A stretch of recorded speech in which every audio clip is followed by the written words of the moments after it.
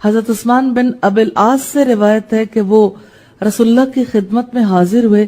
حضرت عثمان کہتے ہیں کہ میرے جسم میں اس قدر درد تھا کہ میری جان پر بن آئی تھی.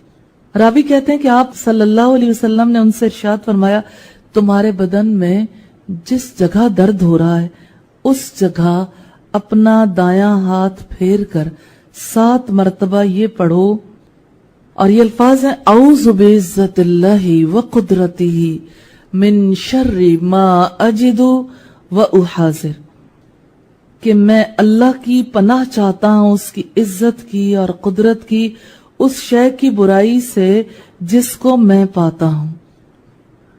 راوی کہتے ہیں میں نے اسی طرح کیا تو اللہ نے میرے درد کو رفع فرما دیا.